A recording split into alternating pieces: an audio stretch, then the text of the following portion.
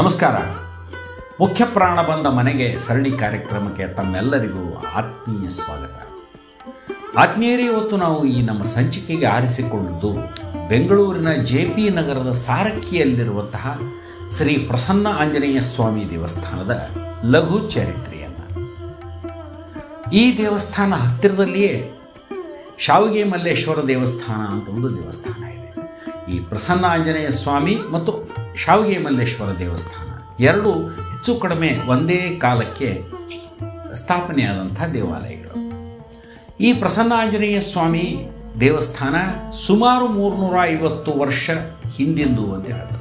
ಅದಕ್ಕಿಂತ ಹೆಚ್ಚು ಇರಬಹುದು, ಯಾಕಂದರೆ ಕೆಲವು ದಾಖಲೆಗಳ ಪ್ರಕಾರ ಜನಮೇಜಯ ರಾಜ ಪ್ರತಿಷ್ಠಾಪನೆ ಮಾಡಿದ್ದು ಮತ್ತು ವ್ಯಾಸರಾಜರು ಪುನಃ ಪ್ರತಿಷ್ಠಾಪನೆ ಮಾಡಿದ್ದು ಅಂತ ಹೇಳ್ತಾರೆ. ಈ ಮೂರ್ತಿ 350 ವರ್ಷದ ಮೂರ್ತಿಯನ್ನು ಪುನಃ ಅಂದರೆ ಮರು ನಿರ್ಮಾಣ ಮಾಡಿದರು ಆ ದೇವಸ್ಥಾನವನ್ನು.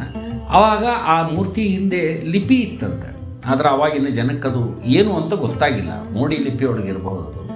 ಆದರೆ ಇದು 350ಕ್ಕೂ ಹೆಚ್ಚು ಹಳೆಯದಾದ ಒಂದು ಪುರಾತನವಾದಂಥ ಮೂರ್ತಿ ಅಂತ ಹೇಳ್ಬೋದು. ಏನಪ್ಪ ಅಂತಂದರೆ ಈ ಮೂರ್ತಿ ಸುಮಾರು 6 ರಿಂದ 7 ಅಡಿ ಎತ್ತರ ಇದೆ. ಆಮೇಲೆ ಎಡಗಾಲಿನಲ್ಲಿ ಕಡಗ ಇದೆ, ಬಲಗಾಲಿನಲ್ಲಿ ಇಲ್ಲ.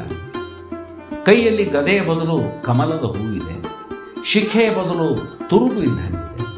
ಇನ್ನೇನು ವಿಶೇಷವಾದಂಥ ಸೊಂಟದಲ್ಲಿ ಕತ್ತಿ, ಕರ್ಣಕುಂಡಲಗಳು, ಹೀಗೆ ಬೇರೆ ಬೇರೆ ಪುರಾತನವಾದಂಥ ವಿಷಯಗಳು ಅಥವಾ ಕುರುಹುಗಳು ಏನಾದರೂ ಇದ್ದರೆ ಇಲ್ಲಿ ನಾವು ನೋಡಲಿಕ್ಕೆ ಸಿಗ್ತವೆ. ದಕ್ಷಿಣಕ್ಕೆ ಮುಖ ಮಾಡಿದಂಥ ಈ ಆಂಜನೇಯ ಸ್ವಾಮಿ ಅಲ್ಲಿ ಎಷ್ಟೋ ವರ್ಷದಿಂದ ನೆಲೆ ನಿಂತು ಅಲ್ಲಿನ ಎಲ್ಲ ಭಕ್ತರಿಗೆ ಅನುಗ್ರಹವನ್ನು ಮಾಡಿದ್ದಾರೆ. ಅವರು ನಮ್ಮ ನಿಮ್ಮೆಲ್ಲರಿಗೂ ಅನುಗ್ರಹ ಮಾಡಲಿ, ನಾಡಿಗೆ ಒಳ್ಳೆಯದನ್ನು ಮಾಡಲಿ ಅಂತ ಹೇಳ್ತಾ ಇಂದಿನ ಈ ಪುಟ್ಟ ಚರಿತ್ರೆಯನ್ನು ಮುಗಿಸ್ತೇನೆ. ಮತ್ತೆ ಮುಂದಿನ ಶನಿವಾರ ನಿಮ್ಮನ್ನು ಇನ್ನೊಬ್ಬ ಹನುಮಂತೇವರ ಚರಿತ್ರೆಯೊಂದಿಗೆ ಭೇಟಿಯಾಗ್ತೀನಿ. ಅಲ್ಲಿವರೆಗೂ ನಮಸ್ಕಾರ. ಜೈ ಶ್ರೀರಾಮ್, ಜೈ ಬಜರಂಗ.